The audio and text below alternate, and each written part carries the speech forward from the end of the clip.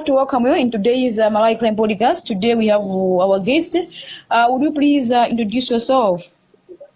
Yeah, I'm Sub-Inspector Peter Nchiza, Public Relations Officer for Blantyre Police.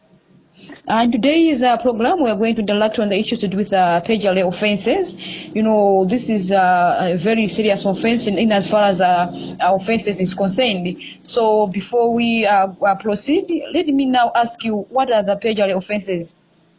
Yeah, when we just say perjury, we are talking about an act of deliberately providing false information or making false statements under oath, probably during legal proceedings.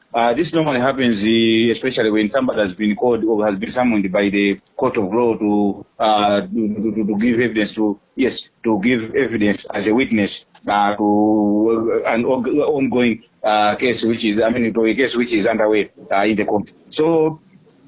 When you go there, the first thing that normally happens is that you raise your hand and you are requested to swear, I should say, to make an oath before the court that you shall give the evidence which is only the truth.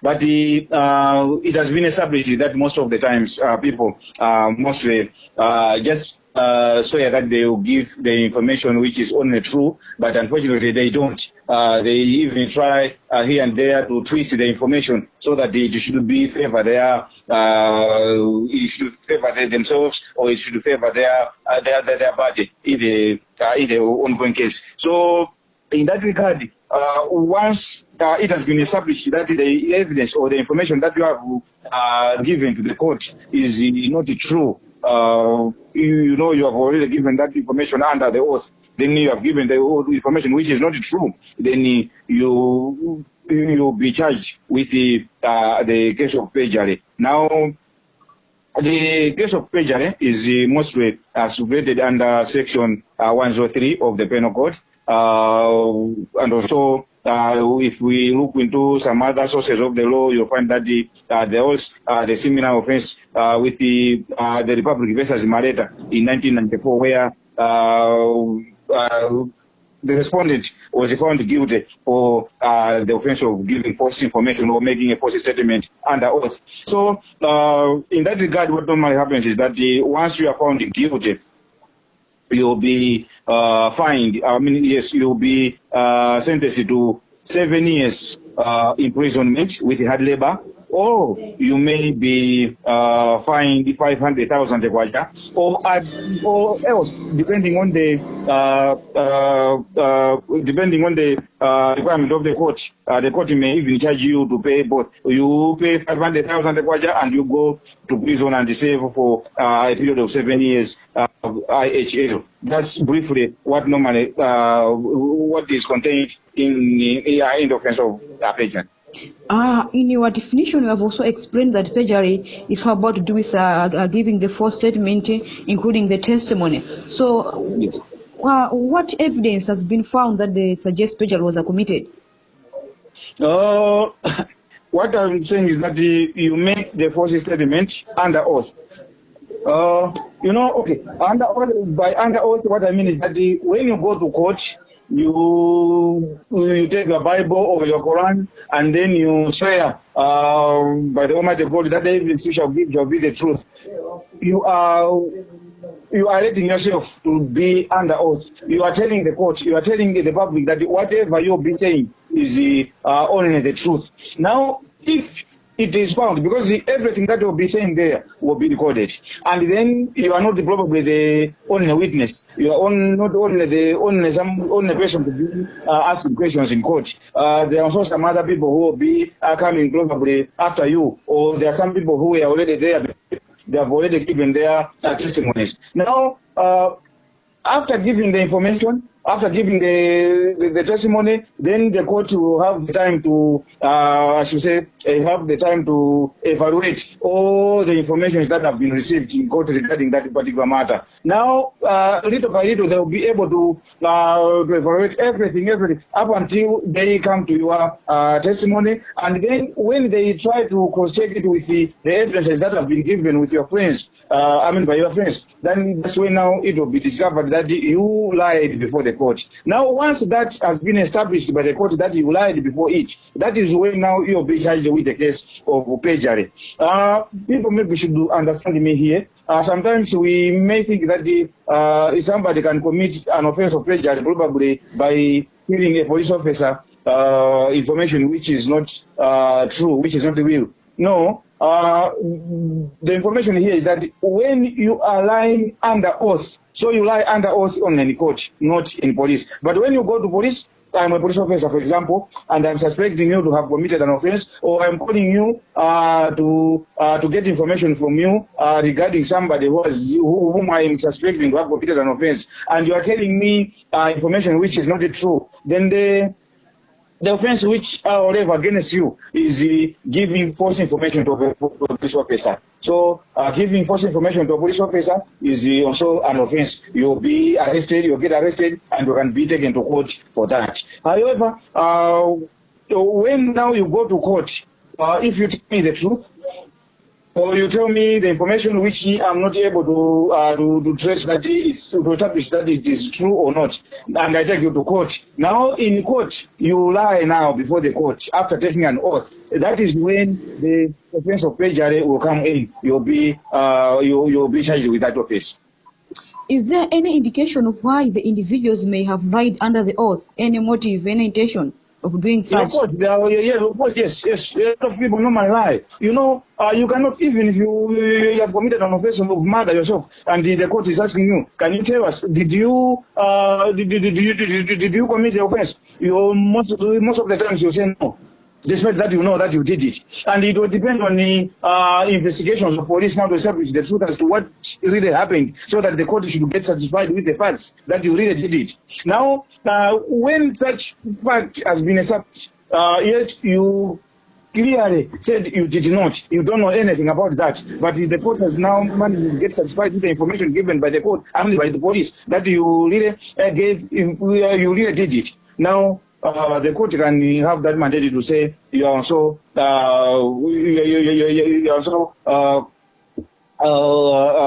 we have also committed an offense of perjury. Most of the times, people do not accept what they did. Most of the times, people normally say, "I did not." And even sometimes, when people have been called just to give a witness, to give evidence in court as witnesses, they normally lie.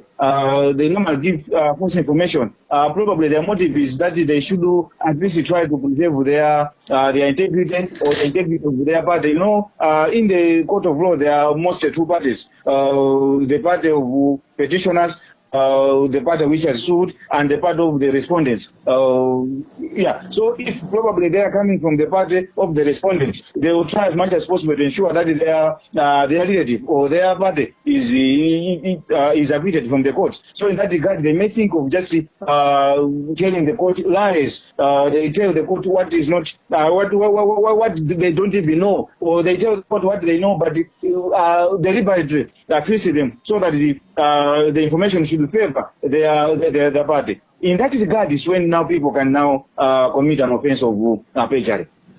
Could the individuals who normally face the perjury offenses, could the court add another offense of obstruction of justice in connection with the perjury offense? Yeah, it may depend on the understanding of the court at that particular moment. The court can say, what you have done, you have also you have also committed this other offense according to this law. And you know, there are a lot of offenses which can be leveled against any person who has committed probably an offense of perjury. A number of them are there because our laws gives us a lot of options. So depending on the circumstances that has taken place, one may think that the court may think that the best or the better offense to be leveled against him should be this one. So it may depend on the court, but there are such possibilities. So how does this act of perjury affect the overall case of investigations? Can you come again? How does the case of perjury affected the overall case or the investigations? Yeah, the perjury normally it affects the overall investigations in a number of ways. today, police is carrying out investigations into a particular matter where somebody is probably being suspected to have probably robbed a bank or anything. Now, while in the process, police is able to establish the truth of the matter, and he now takes the suspect in the court of law. Now, a witness is called there to give the evidence, and deliberately he decided to twist the information and refrain from telling the real truth about the matter. They go into telling the court what he wants the court to know. As a result, what normally happens is that the whole investigation that has been carried out by police will be in vain, and probably the suspect will be acquitted by the court, because the court will depend on the evidence in order to establish the truth as to whether whether there was a commission of the offense or not. Now, if it is found that the evidence is not enough, then obviously the suspect will be acquitted. Then if the suspect is acquitted, somebody is crying that he has been robbed, and the suspect who did that has been acquitted, has been found not guilty, what will happen is that the country now is becoming the lawless. We are now becoming to create a lawless country, because nobody will fear the law anymore. We will say it's better for me to be giving on stealing from people rather than fearing the law. If somebody will fail to establish the real facts about what has happened, then the court will acquit me. Then in that regard, we will create the lawlessness country, and thereafter we will have a lot of chaos in our country. So that the pager itself is it's an example of things that normally brings a lot of disturbances to police investigations, to whatever happens in the proceedings or in the process of the criminal offences. So I should also just take this opportunity to say, please, let's try as much as possible to avoid some other avoidable things. Let's avoid giving false information under oath, because once we do that, we are committing an offence, and once we have committed an offence and we are found guilty, we will be arrested. As I already said, that once you are found guilty of such offence, the maximum penalty is 7 years imprisonment, and all 500,000 at the moment. Or the court, depending on its understanding, may even give you both punishments. You pay 500,000, and you also serve in a court of law for a period of not less than 7 years with hard labor. So please let us avoid that. So how does perjury impact the integrity of the justice system? Yeah, it's the same way I've just already explained, that once perjury is committed, it means the justice system is the justice system is interfered with, and just because the court normally depends on the circumstances of the offence. Normally it depends on the evidence given. So if the evidence given are not enough for the court to say that the evidence is given amounts to the point where somebody can be found guilty, it means the court will just proceed to discharge the person from the court. We just say no, you are discharged from the case just because the evidences that the state are giving are not enough. So even if the person has committed the offence, but since the evidence is given are not enough, then he is discharged. As a result, then people will not be able to face the justice. You always have struggles in facing the justice. So the coming in of perjury, I'm sure that those who are coming up with this decision of establishing this offence of perjury were also looking at that point, that there are people who deliberately decide to give false information to the court of law. So once they have given false information, what normally comes to an end is that the people who are supposed to face the consequences of the law do not face it. As a result, we have created our own environment where the law do not have any impact on the lives of the people. As a result, there is no justice. Thank you very much. So what role does the prosecution play in investigating and prosecuting perjury cases? Yeah. Once somebody has been suspected to have committed an offence of perjury, in the first place, it's not just the prosecution, but it's the police generally, that you will have to apprehend him using our investigators. They will investigate the matter to find out the truth about the matter. And once the truth about the information has been discovered, that he knew at the beginning that the truth of the matter is this, but deliberately he decided to give it wrongly to the public. Under oath, then the case will be leveled against him. Now it will be the turn of the prosecutions to take the matter to a court of law and prove the matter beyond reasonable doubt. In criminal proceedings, what we normally do is that the prosecution has got the mandate. As the prosecution are the ones who represent the state, so they have got the mandate to prove the matter beyond reasonable doubt. So once they have managed to prove it beyond reasonable doubt, then the court will definitely find him guilty, and thereafter will subsequently convict him and sentence him accordingly. So what does the law distinguish between perjury and the contempt of court? Perjury is giving false information under oath. Contempt of court is failing to comply with the court orders. Sometimes the court may order you maybe to appear before it in order to give to give evidence, and then you fail to appear without any reasonable reason as to why you have failed. Now, so if you do that, if you don't comply with an order by the court, you are committing that offense of contempt of court. And if you come to the court and give false information under oath, you are committing an offense of perjury. So how common are perjury cases in Blantyre? As you say, probably as we are doing this interview at the moment, this is October, but since January up to date we haven't recorded any. So because of that, I can say that they are not common. I think most of the times people who go to the court probably do not try maybe to twist the information so that they should favor their parties, maybe. But let me confirm here that the cases are not common in Blantyre. Okay. How the perjury discovered during the legal proceedings or investigations?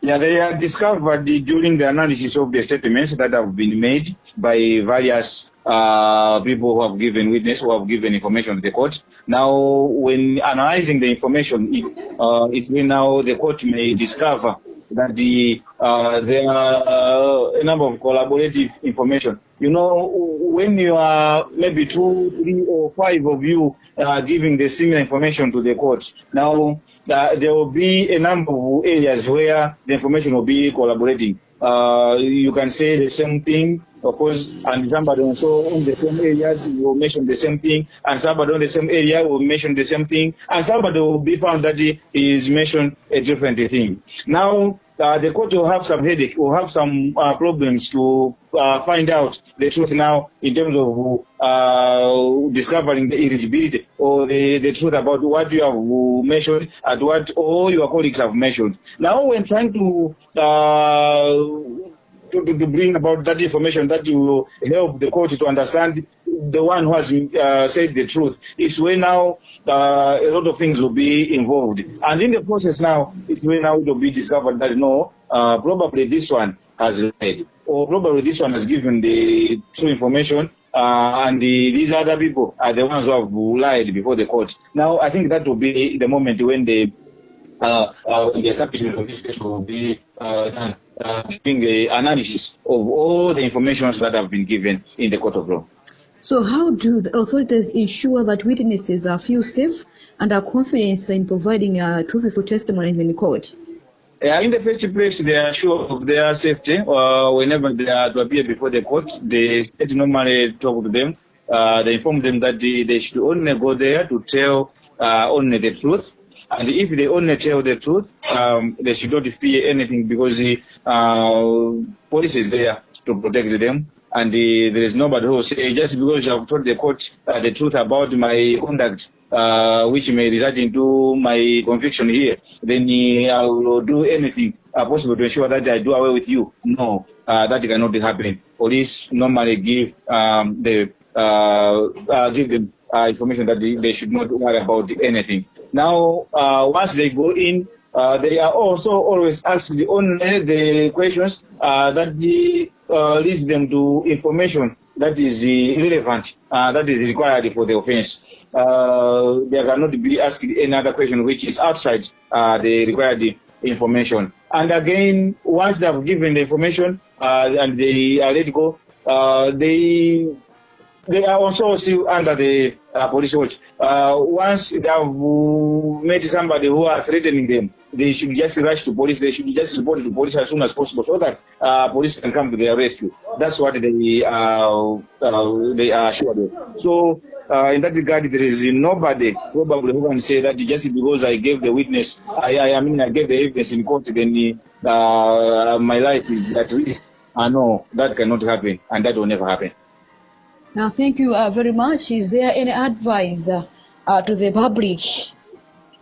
No, at the moment I may not say anything apart from just to say probably let us all try as much as possible to be trustworthy. When we are called by the court to give the information, let us go and give the only information which the court knows and which we know as well, which the court wants, the information that the court wants and which we know. We should not try to twist any information because that at the end of the day may result into us being convicted for the offense of perjury.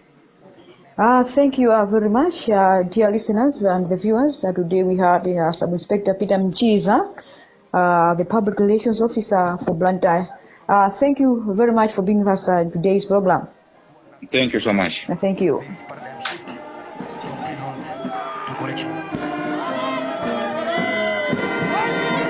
We have more than 130 graduates across what various bachelor's degrees from institutions in life, and more than 250 diploma holders, and more than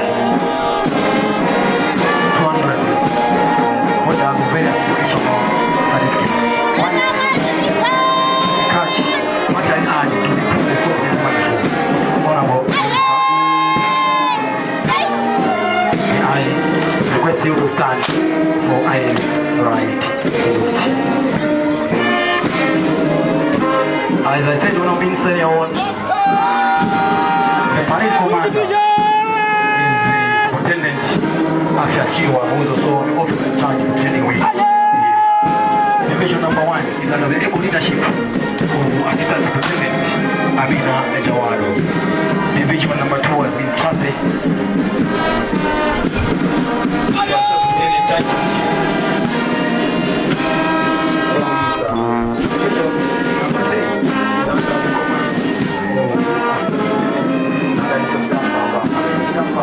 Is also the office in charge for now here at his division number 4 is under the leadership of Inspector Jason.